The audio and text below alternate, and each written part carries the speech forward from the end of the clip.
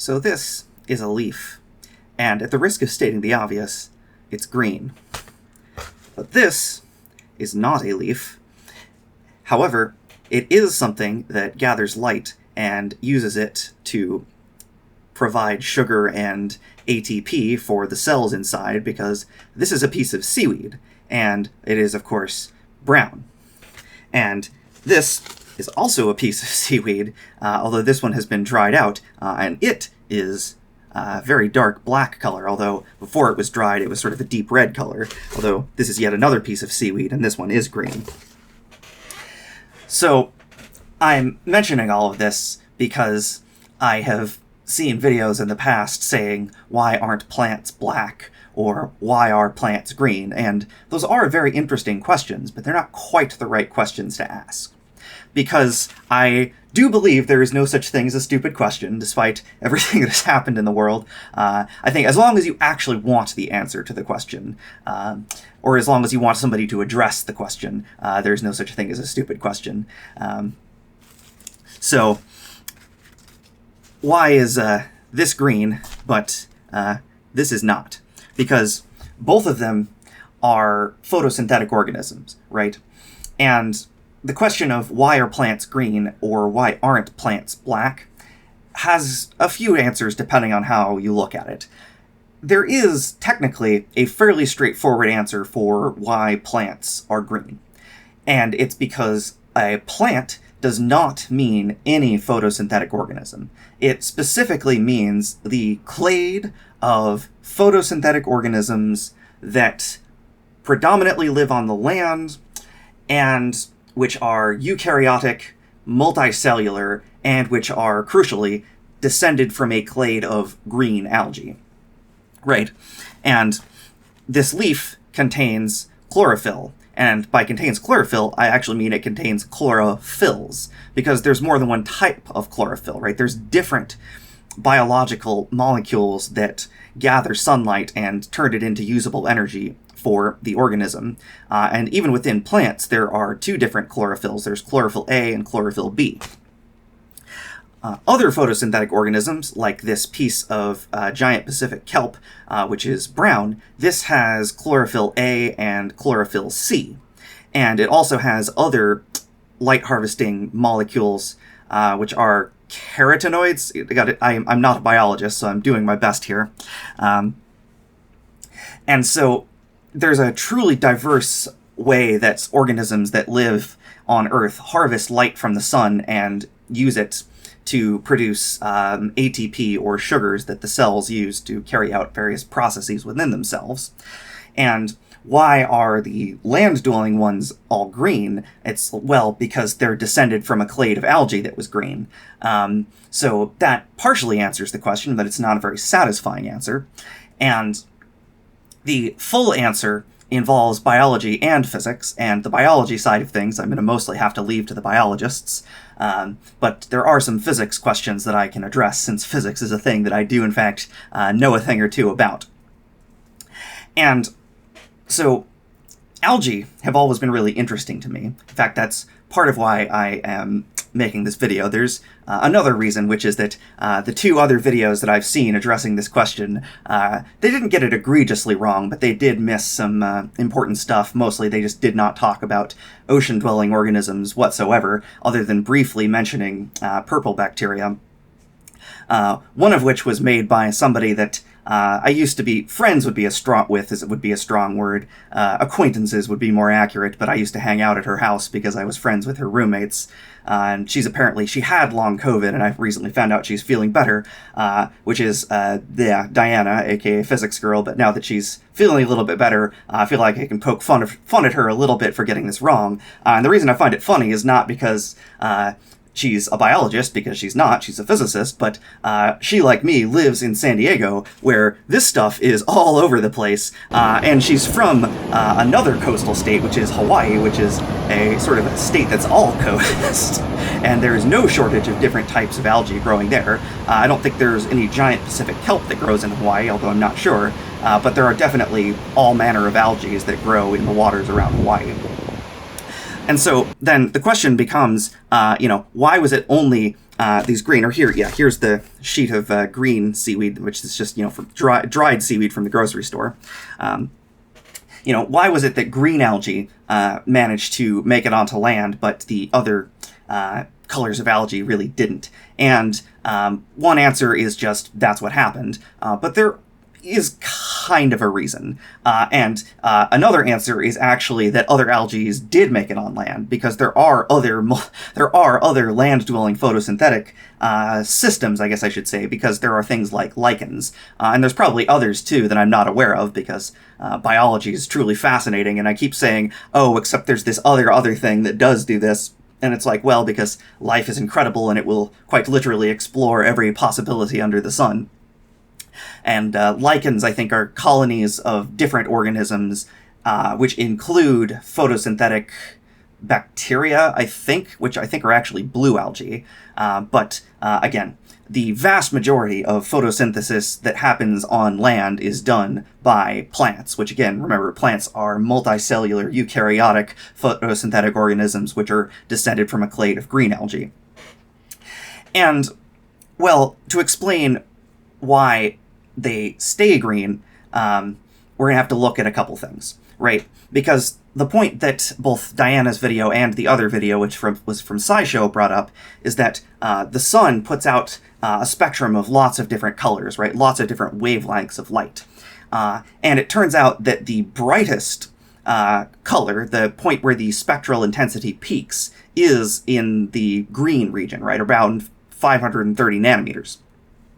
So why is it that plants are specifically reflecting that color, right? Because if something appears green, that means that it's reflecting that color, or in some cases transmitting that color. It just passes through. And the colors it's absorbing are red and blue, and there's plenty of red and blue light from the sun, but it's not as intense as it is in the green region, right? So the most efficient photosynthesis would be to harvest all the colors of light, and green would actually be the most important color to absorb. And indeed, in the ocean, there are algae that absorb pretty much every color, right? And probably the algae that absorbs the most colors is this brown algae, like this kelp, because this has chlorophyll A and chlorophyll C, and crucially, it has again, carotenoids, which are accessory pigments that are not themselves chlorophyll, but they are able to gather energy from light and somehow transfer that in a way that it can be used by the organism.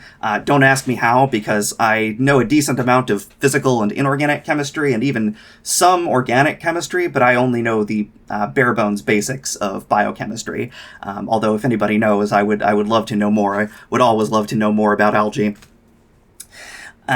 So indeed, this giant Pacific kelp is called giant for a reason. It is one of the fastest growing organisms on Earth. And one of the reasons for that, there's lots of reasons for that, is that it can harvest so much of the sunlight that manages to reach it. And I just said manages to reach it because, of course, water also absorbs sunlight, but it turns out that water absorbs more red light than it does other colors, and also water has highest transmission in the blue. So again, why green algae, right? Well, why green algae exists is just that there's all the other colors of algae, right? So if an organism manages to harvest wavelengths of light that are not being used by other photosynthetic organisms, it's going to have a better chance of survival because there's going to be more of that part of the spectrum left over. And indeed, there's all of these different algae living in the water column together, and the oldest organisms appear to be some form of purple or blue bacteria, which are both prokaryotic organisms. So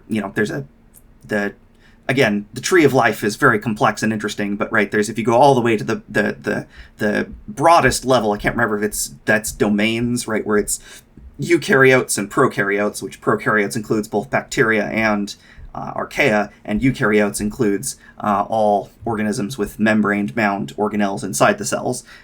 But seaweeds and brown, red, and green algae are all eukaryotes. Blue and purple algae are prokaryotes, which happen to be bacteria, although there are also archaea that are photosynthetic, although don't quote me on that.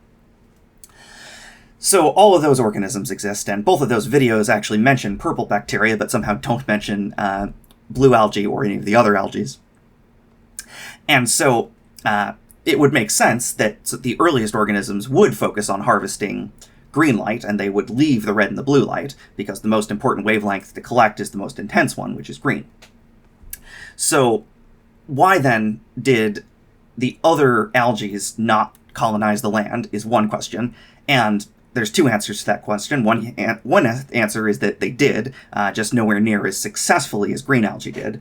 And the other answer to that question is ask a biologist. But then there's a second question, which is why in the time since have plants never evolved any other chlorophylls, right? Because there's, already two types of chlorophyll in a green plant, right? And there's also two types in a brown algae or a red algae. And also there's these accessory pigments. Well, plants do have accessory pigments, right? If you've ever seen leaves turn red and yellow in the fall when the chlorophyll gets sort of, I think it gets basically like digested and recycled back into the plant, right? That's why the leaves turn.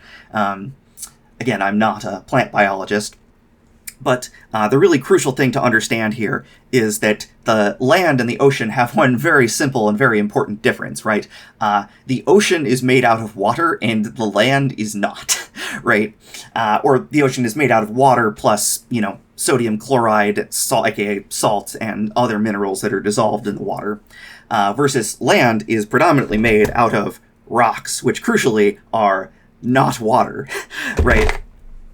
And if you look at a map of the vegetation density, and you look at a map of rainfall or precipitation, because it could be rain or snow, they correlate very, very strongly, right? So on the land, the limiting factor for a plant's growth is very rarely sunlight. It's not that sunlight isn't important, and it's not that sunlight does not correlate with more vegetation, but on the land, sunlight is everywhere, right?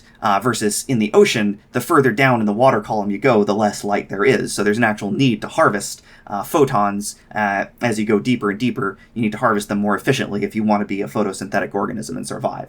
Versus on the land, the limiting factor is almost always water. Again, not always, right? And in fact, there are plenty of plants that live in the shade of other plants, and they have to be more efficient to survive. But by and large, the limiting factor for land plants is the amount of available water.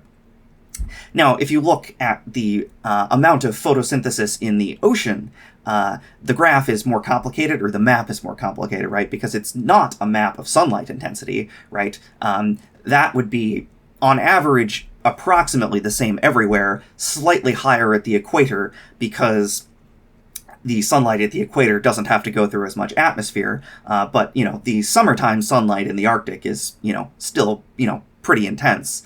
It's not as intense because it still has to go through more atmosphere, but if you average over a yearly seasonal cycle, most of the Earth gets about the same amount of sunlight, although the equator does get more, but the polar regions are actually some of the most productive in terms of how much photosynthesis happens. And that's because it turns out that in polar regions, we have currents that sort of churn up the nutrients, right? And so in the ocean, the limiting factor, at least in, the sort of modern eon that we live in, is the amount of other available nutrients, right? The amount of fixed nitrogen, the amount of dissolved potassium and phosphorus and other elements and in various available forms that the photosynthetic organisms need, other than sunlight. Although sunlight does still obviously play a crucial role, and there's more photosynthetic organisms closer to the surface, and again, there's all manner of photosynthetic organisms which manage to be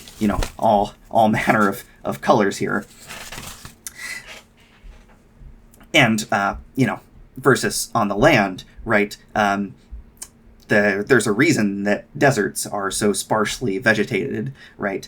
Even though there's plenty of sunlight, but there's no water. And conversely, the subpolar regions, so the latitudes between 50 and 70 degrees, both north and south, where it does get fairly cold, but there's also plenty of precipitation. Those are actually very lush, right? They're cold, but they're very densely forested, with very nice, lush boreal forest, because there's plenty of snowfall and rainfall for that matter. And so the main limiting factor for land plants, which is water, is readily available.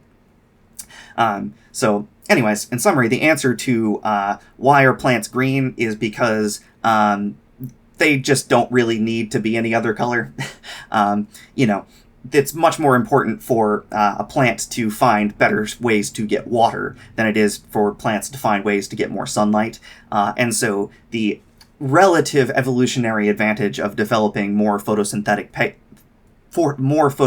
molecules is not as significant as just finding ways to get more water, and for that matter, to a lesser degree, to get those other nutrients. Although again, land made of rocks, rocks made of minerals.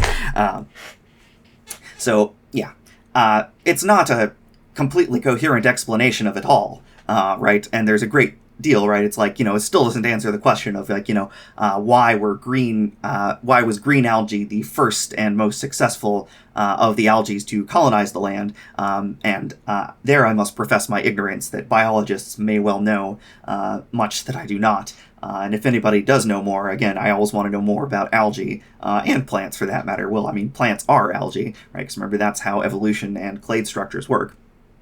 Plants are green algae. So anyways, this was a little bit of a detour from my, I've been doing sort of my thermodynamics and jet engines projects. I almost have my Schlieren imaging setup going, and I want to use that to do some demos before I go over ramjets and supersonic exhaust nozzles. So anyways, please let me know if you have any questions, and of course let me know if I got anything wrong. I would very much like to know more and know things which are correct if my current beliefs about the world are in some way incorrect. So yeah, thanks for watching. Bye.